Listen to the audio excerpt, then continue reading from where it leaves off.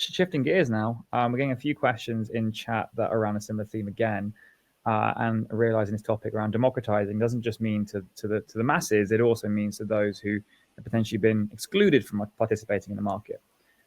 So we'd really kind of love to first understand. I think some of the questions in chat are a little bit more poignant, and we'll get there.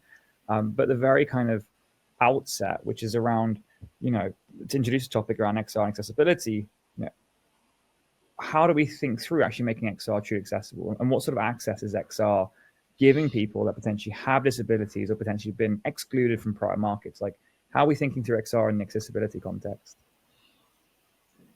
Yeah, I would love to start on this one. Yeah, no, it's a topic we've been really busy with over the last months, especially as we've rolled out 60,000 virtual reality headsets to Accenture employees across the world. So it's been a huge adoption curve within our company as every new joiner basically receives a VR headset in a select amount of countries around the world. So at the same time, we have to ensure the experiences we offer throughout these headsets are accessible to all. And it comes down to the platform choice and obviously the hardware choice. Now, to Arlene's question, I think they're very much related. Like, what are the differences you must consider for accessibility in AR or VR? And are there any specific design or coding rules that you follow? So I think, first of all, to the first question, there are differences to consider because the devices are fundamentally different. One is a device that you hold in your hand to look around you, as was previously mentioned. I believe it was you, Alex, who spoke about that you really have to look for that Pokemon, right, to identify it, which requires a lot of effort, right, in hand movement and so on. But in VR, it's all around, let's say, gazing, right? Looking around, identifying objects and perhaps selecting them with your hands. So the opportunities that each device offers with regards to interactivity form a critical point to also how to make these experiences accessible. If you take VR, for example, you could indeed go within your experience for a gazing interaction, which is really around you look at something and it selects itself and you complete an action. But another way to complete an action could also be through your voice, because within that device also a microphone is available. So it's around understanding the full potential of both the device as the platform to understand how you can best serve your total, let's say, mass of users. With regards to design and coding lines, I think there are three key things we've especially learned when designing, for instance, a VR module. That is either you introduce a new feature that makes your experience more accessible. So, for instance, if you would have voice input as interaction, you could introduce gazing to offer both, right? So that's really the introduction of a new feature. You could either enhance an existing feature. So, for instance, if you would have a training that uses certain, let's say, text to identify situations, you could possibly enhance that text to become closed captions. Right? So that's an interesting way to expand something that was already introduced, but making it more usable for a wider audience, because captions offer far more information than, let's say, highlighted words. And there are elements around learning design, right? So contextualizing information. Let's say if you have a certain icon in your experience that identifies a threat or, let's say, an action, maybe that icon can be supplemented with contextual information on what it is really, what the thing is doing there, and describing the scenario a bit more. That allows people to better understand what's expecting for them. So I think those three key things really help us to look at a VR experience, for example, and making sure we're really taking most out of both hardware and software. Yeah, I think that's spot on. Go on, Alex. Sorry. No worries. I was gonna say, for us, like, accessibility can take a lot of forms, and for us, the capacity to make really interesting, compelling experiences. We obviously feel like it not only should it not be limited to people who can either afford to hire someone to build it, or afford special tools for it, or afford an education to learn how to do it. Volta's free. It's a no-code way to make mixed reality content that's free.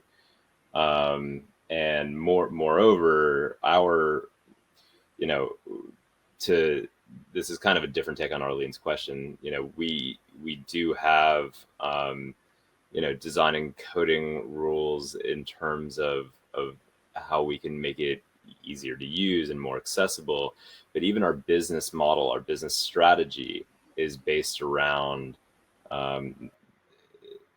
aligning incentives with our users. So our actual business model is pretty much created around audience interaction. So artists make money from audience interactions through Volta. And we actually only make money if artists make money. That's our business model. There's no subscription model. There won't be. We only want to, we want to feel like we are in a collaborative relationship with our users. And so,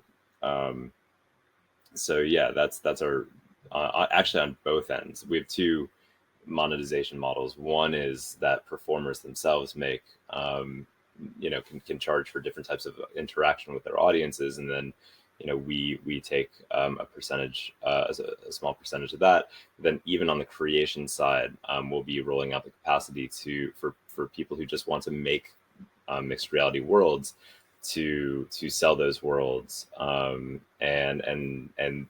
lower the barrier to entry even more for the people who want to interact in them and perform in them. And then that's also another source of revenue for us. So our incentives are directly aligned with our users, such that like I said, we only make money if they make money. And an example of just accessibility features that we're including, like we are,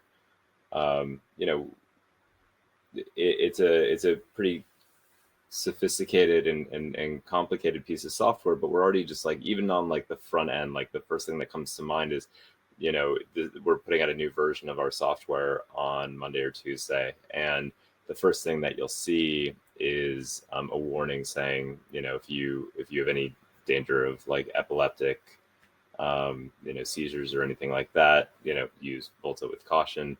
We don't need to do that, but like we feel like those sorts of steps are important. Yeah, I mean that's kind of our take on it, both from like an alignment with our users and an accessible sort of obligation in multiple ways.